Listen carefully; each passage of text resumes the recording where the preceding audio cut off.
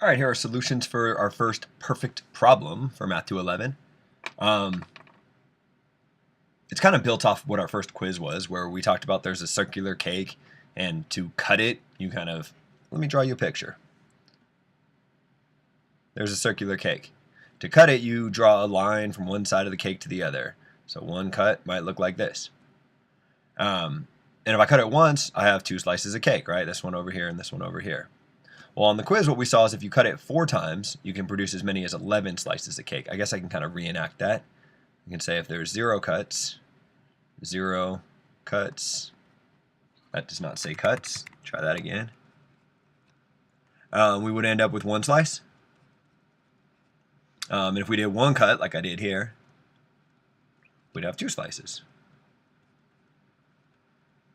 And if we do a second cut, so there's my somewhat circular cake, and I cut it again. That's cut so hard for me to write. 2 cuts, we end up with, it looks like 4 if you count that up, slices. And our third cut is where things get a little bit interesting, because kind of depending on how you do it, I guess really you could argue that happened up here, you can create a different number of slices. So what I'm going to try to do to create as many slices as possible is I'm going to try to divide as many current slices as possible. So right now I have these 4 slices. I want to cut as many of those slices in half as I possibly can. So if I draw the line that looks something like this, I go through 3 different slices. And so what that gives me is 1, 2, 3, 4, 5, 6, 7. So with 3 cuts, I think the maximum that I can get is 7 slices. And I'll do one more. 4 cuts. So first cut, second cut looked something like that. Third cut I did something up here. For my fourth cut, I want to cut as many of the slices as possible. Up here I cut 2 slices. Up here I cut 3 slices. I think in this iteration I will be able to cut 4 slices if I draw my line very carefully. 1, 2, 3, 4. That's going to be hard to see that line, but I guess maybe I could do it in a different color. I could draw a line that does something like that. Oh man, those are some small slices, but that's okay. This slice that used to be right here got cut in half. This one that used to be in this piece got cut. Maybe not exactly in half, but it got cut. This guy that used to be in the middle got cut, and this guy up here got cut. So what I did by putting in that new one, that 4th cut, is I created 11 slices. And so you're like, you're really going to continue doing this 100 times? I mean, I could barely even see your 4th cut picture. That's true. Probably wouldn't be very reasonable to try to draw this out 100 times. But I think by looking at these first 4, we can take advantage of that. Look for a pattern method.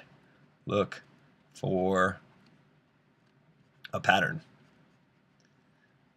Because there is a pattern. 1, 2, 4, 7, 11. Well, let's see. To get from 1 to 2, I added 1. To get from 2 to 4, I added 2. To get from 4 to 7, I added 3. And from 7 to 11, I added 4. And that makes sense because up in this picture, when I introduce a new cut, I can only cut 1 current piece. So I can only create 1 new slice. Down here, I have 2 slices. So I can cut them both. And create 2 new slices. Down here, the most amount of, when I went from this line to this line, the most amount of pieces of cake that I could divide was 3, as we saw. So 3 of the slices up here got cut in half, although not exactly in half. And I created 3 new slices. So it makes sense. I'm adding 3 here, then I'd add 4 here, and so on. So look for a pattern. It looks like cuts, cake. Let's see, if I make 0 cuts, I have 1 slice of cake. If I make 1 cut, yeah, you have 2 slices of cake, but I could think about that as 1 plus 1 slices of cake. If I make 2 cuts, I have 4 slices of cake. So I have the 2 that I used to have, which I represented as 1 plus 1, plus 2 new ones. And if I have 3, I have the 4 slices that I used to have, which I represented as 1 plus 1 plus 2, plus 3 new ones. For 4 cuts, I have 1 plus 1 plus 2 plus 3, all the slices that I used to have, plus 4 new ones. And so if you think about the pieces of cake this way, it's a little bit easier to see that when we get down to here to 100, we will have 1 plus, and then it looks like the sequence from 1 up to 100. 1 plus 2 plus 3 plus 4, all the way up to 100. And so if I could figure out what this sum is equal to, I'd have the answer to part A here. And I can figure out what that sum is equal to. I can use Gauss's method to add up all these numbers.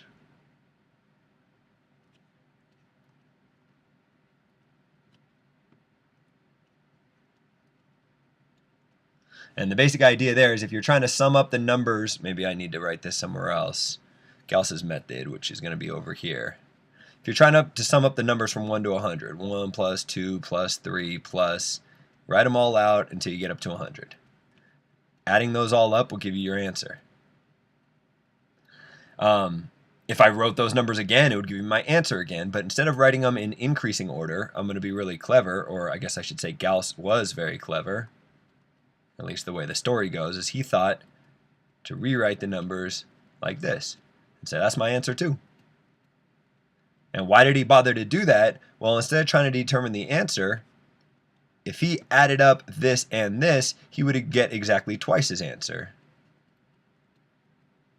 And it turns out that it's a lot easier to add up all 200 of these numbers than it is to add up just these 100. Because if you add the columns, every single column adds up to 101.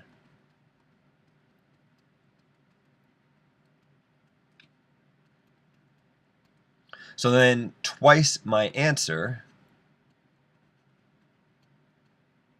is just the sum of all these 101s. How many 101s do I have? I have 100 of them because I've labeled the columns 1 through 100 right here. So twice my answer is equal to 100 of these 101s. In other words, my answer, how about 2 times my answer, is equal to 10100, 10,100. So my answer is equal to 5,050. So that's how many slices of cake you would have if you did 100 cuts? No, that's this sum right here. You got to remember you have this extra 1 here. So I have 51 slices of cake.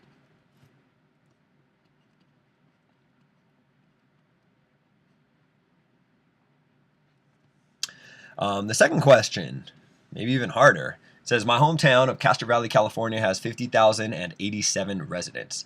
How many cuts would we need to give everyone in Castro Valley a slice? Okay, well, more than 100, tell you that much, because when I cut the cake 100 times, I ended up with 5,000 slices, but I need to end up with 50,000 slices. So what I need is some number of cuts, maybe I'll call that, I don't know, N.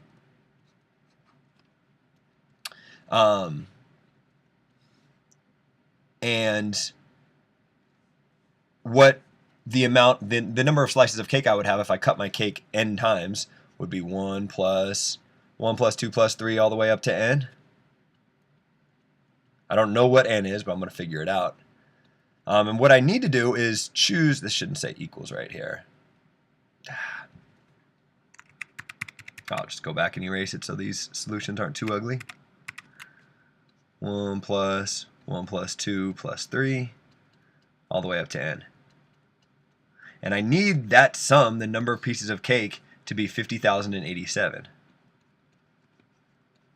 So 50,087. So really I need to solve this equation right here. How are you going to solve that equation? Well, there's a couple ways you can do it. One way we could do it is, again, take advantage of the fact that this sum right here from 1 up to N we can calculate using Gauss's method. If instead of going up to 100 here, I went up to N here, and then I wrote it again beneath, when I added up each column would sum to N plus 1. And how many columns would I have? Well, I'd have exactly N columns. So that would be your answer? Not quite, because that would be twice my answer. To figure out my answer, I have to divide that thing by 2. So this is the equation that I need to solve. If I can figure out what N is in this equation, I'd be done. Do this 2 different ways. Guess and check. Plug in a number, calculate this thing. If you get something less than 50,087, better cut your cake a little bit more, increase n. If you get a number more than 50,087, cut your cake too much, decrease n. Guess and check. Another way you can do it is algebraically. To solve this equation algebraically, I would first subtract 1 from both sides of the equation. So I would say n plus 1 times n divided by 2 is equal to 50,086. And then multiply both sides by 2, you get n plus 1 times n is equal to 100,100 and what's that, 72? Okay, solving this equation is challenging. It's a quadratic equation, n squared plus n minus 100,172 equals 0. And then maybe I'll say at this point you could use the quadratic equation. The quadratic equation, yeah, that negative b plus or minus the square root of b squared minus 4ac all over 2a, that thing. Use quadratic equation. If you do that, what you will end up with is that n is equal to 316. Or you could do that using guess and check. You get that, I guess this was a capital N. Not that it matters. Oh, and then I switched it to a little n. Yeah, whatever. N equals 316. If you're not sure that that's right, you could plug it back in. You could say, I don't know, plug it in wherever you want. Plug it in here. Sum up all the numbers from 1 up to 316. So 1 plus 2 plus all the way up to 316. That would be 1 plus this sum of all the numbers from 1 up to 316, which as we saw is 317 times 316 divided by 2. And 317 times 316 divided by 2 plus 1 ends up being exactly 50,087.